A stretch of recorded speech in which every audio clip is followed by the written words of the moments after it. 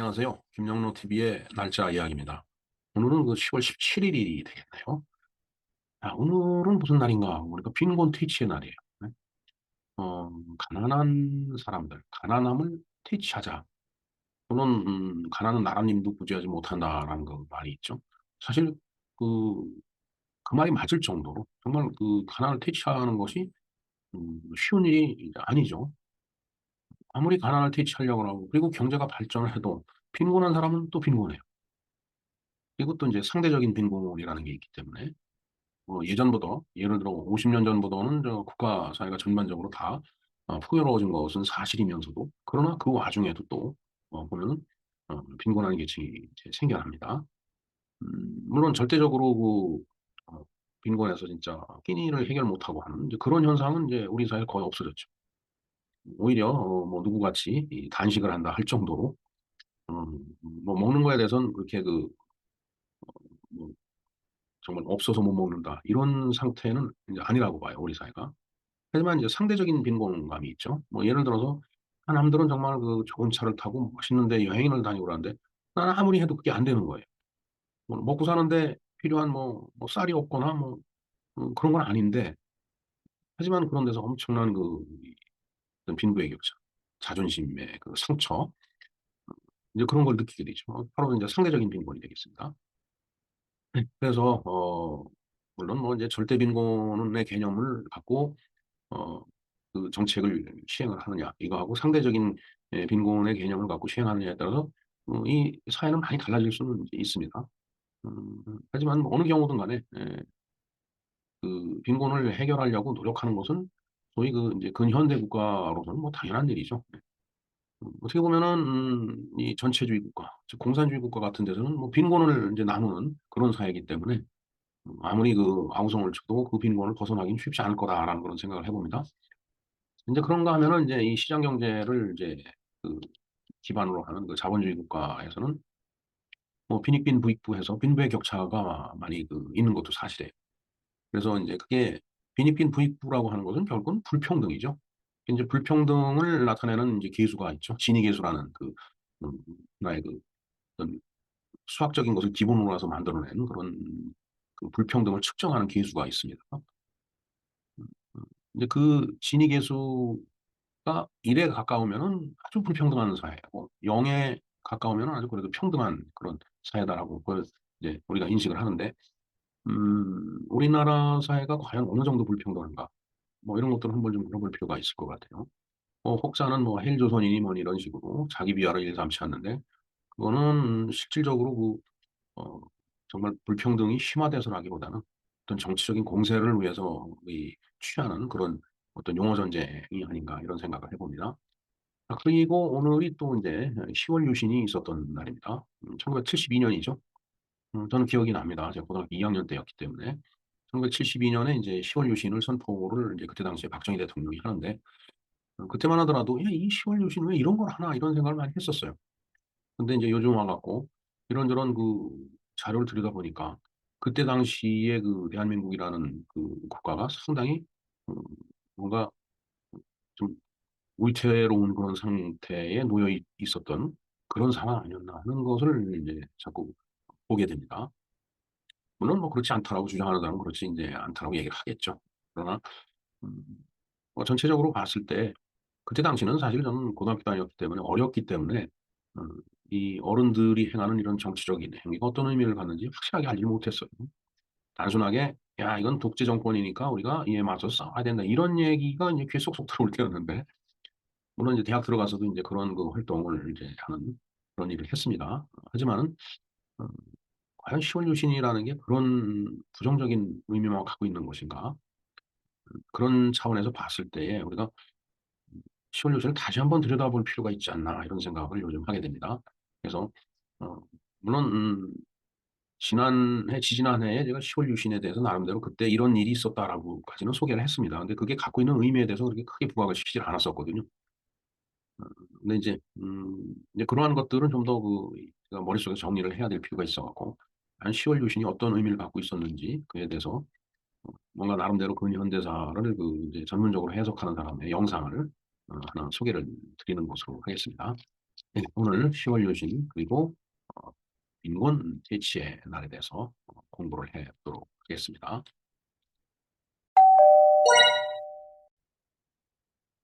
네, 빈곤 퇴치에 대해서 한번 알아보겠습니다.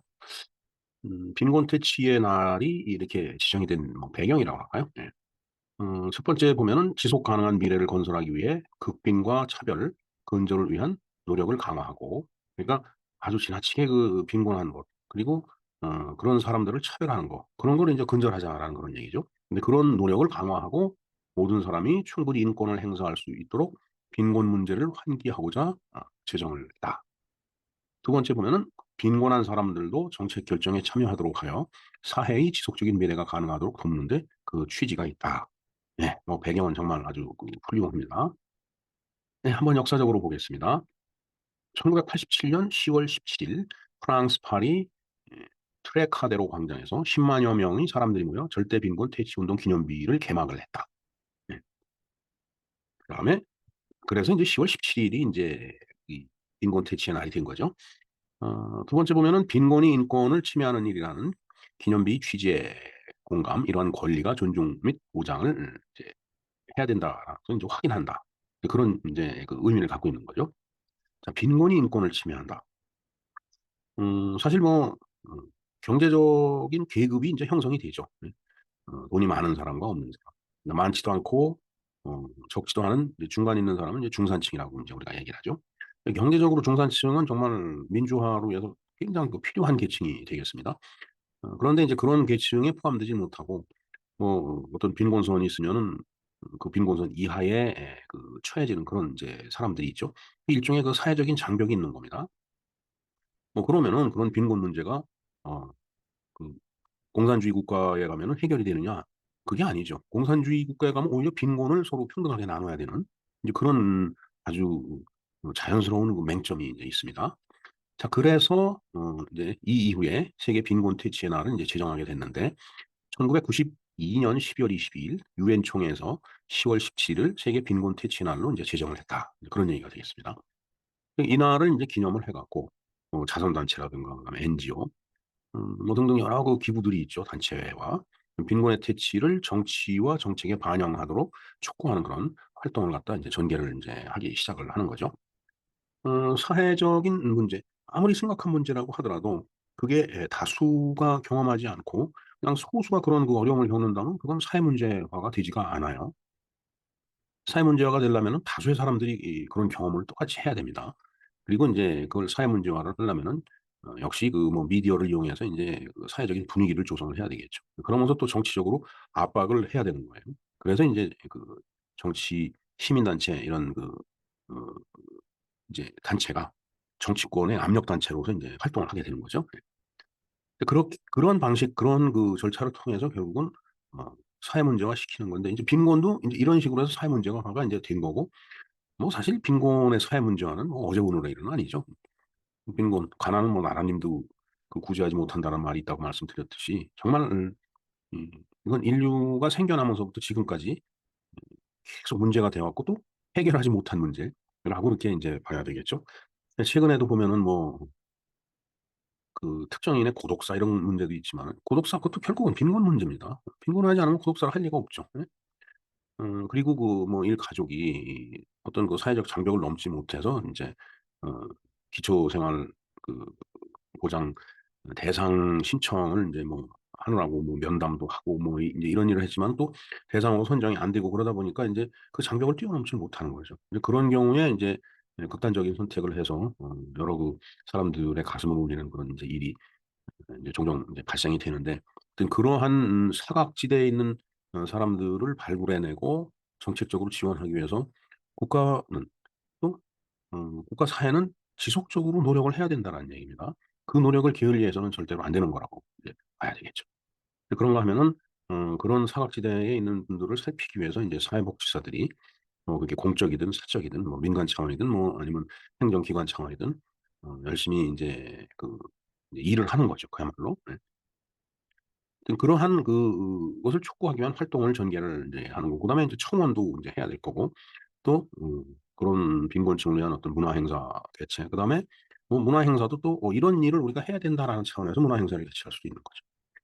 그리고 인제 이런 빈곤 문제에서 가장 중요한 역할을 하는 그런 음 이제 조직이 있죠. 그게 바로 종교입니다. 뭐 그게 뭐 그 사찰이 됐든 아니면은 뭐 천주교회가 됐든 아니면 뭐 기독교회가 됐든 하여튼 그런 종교 간의 어떤 그런 모임을 통해서 빈곤 문제를 심각하게 상정을 해 보고 해결하기 위한 방법을 논의하고 그다음에 해결하기 위해서 실질적으로 뛰어다니는 그런 일을 인제 하게 되는 거죠. 자 뭐 여러분들 뭐 자주 들어보셨겠지만 이 지니계수라는 게 있습니다. 지니계수라는 게 뭐냐 하면은 그 소득의 불평등을 파악하기 위해서 만들어내는 하나의 음 그 이 사회적 지수죠. 예. 인덱스가 되겠습니다. 자 지니계수란 로렌츠 곡선을 토대로 소득 불평등을 파악하기 위해 고안된 지수다. 그럼 로렌츠 곡선은 뭐냐 하면은 인구 누적 비율과 소득 누적 점유율 간의 상관관계를 나타내는 곡선이다 이거죠. 그래서 소득 분배가 완전히 평등하다면 기울기가 1이 되고 그다음에 그렇지 않으면 0이 되는 거죠. 예. 그런 1이 되는 그 대각선의 형태가 바로 로렌츠 곡선이 인제 되겠습니다. 진위 계수가 인제 예 그 인제 쪼금 인제 다른 의미를 더 해석할 수 있는 그런 내용이 되겠습니다. 자 그래서 현실의 소득 분포가 불평등할수록 로렌츠 곡선은 대각선에서 멀어진 곡선의 형태가 된다. 예. 자 한번 그림을 볼까요? 여기 백과사전에 나와 있는 썸네일인데 썸네일에 그림이 떠 있어 갖고서 인제 이게 인제 로렌츠 인제 곡선이죠 이게. 그게 인제 소득이 불평등해지면 로렌츠 곡선이 이렇게 쫙 휜다는 얘기예요. 조금 전에 그 설명이 이제 그겁니다. 자 그래서 여기서 그 지니 계수라는 것을 인제 도출을 해내는데 불평등의 정도를 나타내는 수치다라는 얘기예요. 자 이를 통해서 서로 다른 사회들 간의 불평등 정도를 비교할 수 있다. 각 나라가 이 지니 계수를 발표하면은 물론 인제 그 지니 계수를 산출하는 어떤 기준이 인제 동등하게 적용이 돼야 되겠죠. 그래서 인제 각 나라가 발표하는 지니 계수를 취합을 해 보면은 어느 나라가 '불평등하다.'라는 것을 인제 우리가 알 수 있다라는 얘기죠. 자 대각선과 로렌츠 곡선 사이의 면적을 A 바로 요게 되겠습니다. 그다음에 로렌츠 곡선 아래 면적을 P 요게 되죠. 그래서 A 플러스 B는 바로 요 삼각형의 인제 면적이 되겠죠. 자 A 플러스 B로다가 A를 나눈 거예요. 그러니까 A 나누기 A 플러스 B다라는 얘기죠. 그러니까 완전 평등한 사회가 되면은 이게 제로가 되는 거예요. 왜냐하면 완전 평등이라고 하는 것은 이 대각선 상태가 완전 평등한 거거든요. 한 사람이 1 가졌고 두 사람이 2 가졌고 딱 한 사람이 1씩 가졌다라면은 한 사람이 1, 두 사람이 1을 가졌으니까 2, 세 사람은 3 이렇게 되겠죠. 그러니까 이게 일직선이 나오죠. 그러나 실질적으로 보면은 어 극소수의 사람이 많은 것을 갖고 있고 많은 사람들이 정말 그 작은 것을 갖고 나누다 보면은 그 곡선이 이렇게 인제 휘게 돼요. 그래서 인제 A와 B의 A의 면적을 A 플러스 B로 다 나눠 주면 그게 바로 진위 계수 공식이 된다라는 얘기죠. 그래서 이 대각선이 가장 평등한 그런 상태이기 때문에 여기서 진위 계수를 인제 해석을 할 때 완전 평등은 0. A의 값이 0 이면 이게 직선이 되잖아요. 이게 없으니까. 이게 1로 달라붙으니까. 그러니까 그게 완전 평등한 상태가 진위 계수로서는 0 이다라는 얘기죠. 그다음에 완전 불평등하다라는 얘기는 B가 없어지고 A로 꽉 찼다는 얘기죠. 그러니까 한 사람이 100을 다 가졌다는 얘기예요. 나머지 99 명은 아무것도 못 가지고. 이건 진짜 극도로 불평등한 사회죠. 그래서 완전 불평등한 사회는 B의 값이 제로가 되니까 1이 되죠. A분의 B가 제로니까 A분의 A가 되니까 A분의 A는 뭐 A가 무슨 값이든 1 이죠. 예. 자 이렇게 인제 되는 것이 바로 요러한 내용이 바로 인제 진위 계수가 되겠습니다. 예. 뭐 제가 간단하게 설명을 드렸는데 요 진위 계수에 대해서 요게 제가 링크를 걸어 놓을 테니까 궁금하신 분은 이 더보기에서 이 링크에 접속을 해 보시면 되겠습니다. 자 그다음에 인제 우리나라가 어느 정도 이 진위 계수가 나오느냐 이걸 갖다가 인제 어 이게 이 나라 지표에서 발표한 게 있죠. 그건 뭐 국가 데이터니까 제가 한번 보겠습니다. 각 나라가 다 발표를 한 거예요. "우리의 진위 계수는 얼마다."라고. 근데 이 보면은 음 보고를 안 한 데가 있죠. 근데 모두 보고한 데가 2018 년이에요. 그러니까 한 5년 전 얘기입니다. 5년 전하고 지금하고 뭐 크게 달라지지 않을 거다라고 봤을 때 뭐 대동소이할 거라고 봅니다. 5년 전 데이터를 한번 볼까요? 우리나라가 0.345, 캐나다가 0.304, 그다음에 이탈리아가 0.330, 그다음에 일본이 0.334, 그리고 영국이 0.366, 미국이 0.393 이에요. 그러니까 1이 가장 불평등한 사회라고 했으니까 이 값이 클수록 불평등한 겁니다. 우리가 0.345 죠. 캐나다나 이탈리아보다는 쪼금 더 불평등한 거예요. 그리고 일본보다 쪼끔 더 불평등해요. 근데 영국하고 미국, 소위 그 선진국이라고 일컬어지는 영국하고 미국보다는 우리가 더 불평등 지수가 낮아. 더 양호하다는 얘기입니다. 그러니까 우리나라가 결코 불평등한 나라가 아니다라는 얘기예요. 그 신의 계수를 갖다 이제 봤을 때.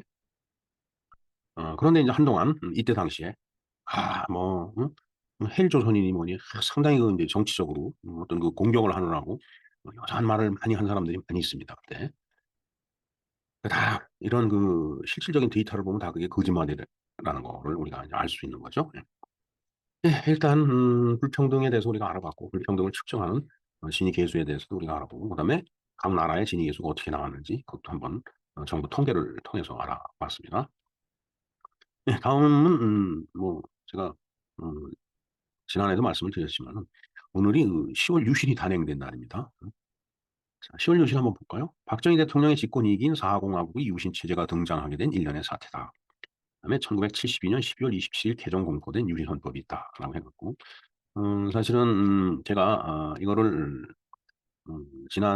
지진 하나에 계속 그 방송으로 이제 말씀을 드렸습니다. 근데 음, 그때 당시에 그 상황이라든가 그다음에 그것이 갖는 의미를 제가 설명을 드리는 것보다도 기존의 그 전문가들이 이제 이렇게 특강으로 강의를 해 놓은 그런 영상이 있어서 제가 소개를 드리겠습니다. 요것도 제가 링크를 걸어 놓겠습니다. 나중에 참조를 좀 해 주시기 바랍니다. 네. 이상 빈곤 퇴치의 날이죠. 그다음에 그에 관련된 로렌츠 곡선과 진위 계수 그리고 그 각국의 비교 또 그러면서 오늘 동시에 이 땅에 있었던 10월 유신에 대해서 비록 그 타이틀만 말씀을 드렸지만은 그에 대해서 알아봤습니다. 자세한 것은 그 제가 걸어 드리는 링크를 클릭하시면 내용을 보실 수가 있습니다. 네. 김영로 TV의 날짜 이야기였습니다. 감사합니다.